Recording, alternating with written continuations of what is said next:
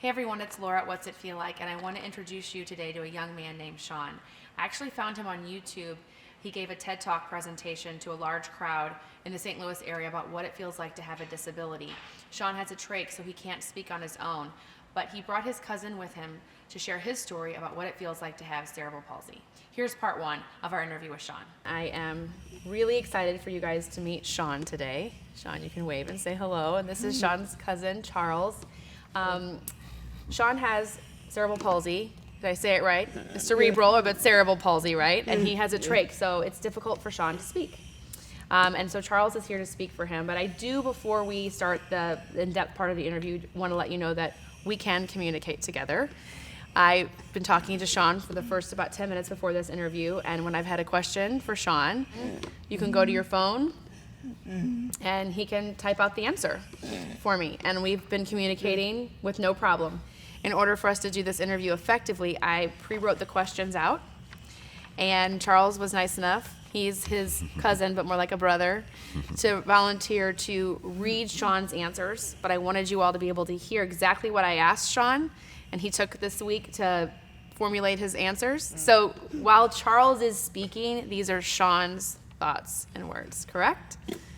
I asked Sean to introduce himself with his name and age and the physical challenge he was born with. And this is Sean. Hi, my name is Sean Gold.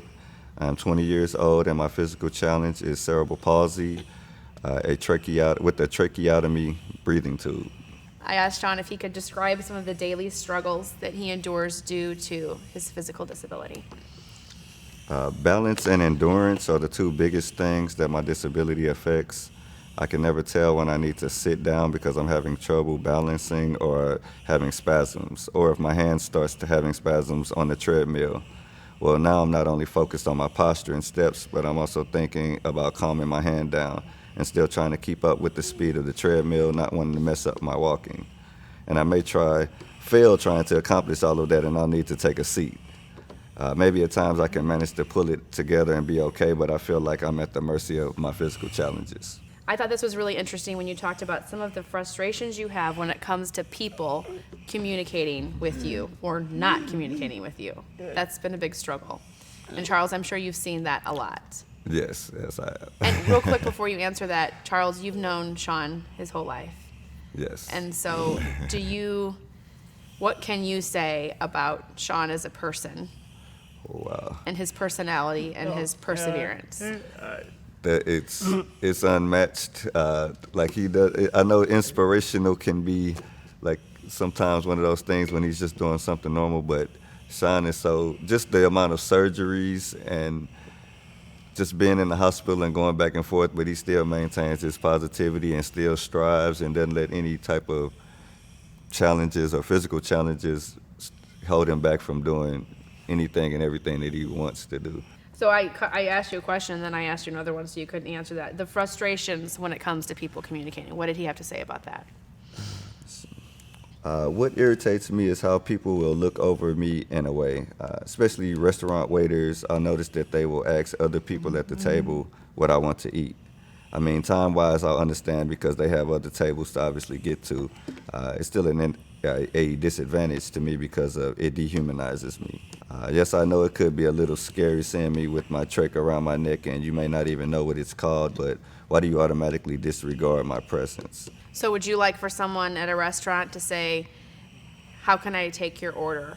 And you could pull your phone out and have it already typed up and just show them your order, where you feel validated that you're a person sitting at the table and this is your order. Yeah. Yes. And one thing I think that's interesting to point out is I was thinking when we were first going to meet you today, I was like, okay, so how am I going to communicate with Sean at first? I'm like, oh, well, he'll just type out his stuff on his cell phone. Then I thought, how easily is it going to be for him to type on his cell phone? Because I didn't see you doing that, but it was very easy for you. It took a little bit slower than, but not really slow. And I will also say that communicating with you, seeing your facial expressions, is not uncomfortable or I feel like I'm having as much of a conversation with you as I am Charles. Tell me about the disadvantages you face in the community and the limited services that are provided to you. Well, medical is a big problem. Myself as an example, I need a nurse 24/7. a nurse to be with me that isn't family all the time, even though I love being with my cousin, obviously. Yet who is going to fund it? We can't afford a private duty nurse, and Medicaid doesn't pay for that.